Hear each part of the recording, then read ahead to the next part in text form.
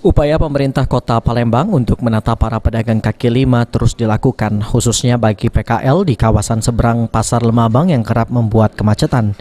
Dirut PD Pasar Palembang Jaya mengatakan saat ini pihaknya sudah merembukan bersama Dinas Perhubungan Kota Palembang untuk memindahkan sementara waktu PKL yang ada di seberang Pasar Lemabang ke halaman parkir pasar.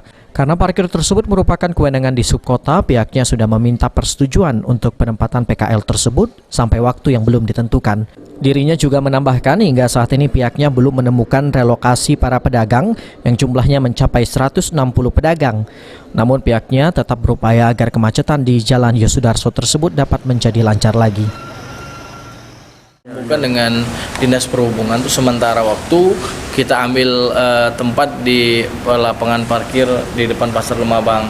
Karena parkir Pasar Lemabang itu kan kewenangan dari Perhubungan. Kita sudah melayangkan surat dan sudah dapat persetujuan, dan waktunya nanti akan kita bicarakan lagi sebagaimana kesepakatan. Karena sampai sekarang kita belum menemukan relokasi para pedagang itu yang jumlahnya cukup banyak. Sudah hampir 160-an pedagang. Nah, ini kita berupaya semoga kemacetan di Jalan Bambang Toa itu dapat terurai dengan baik. Heru Wahyudi, PAL TV.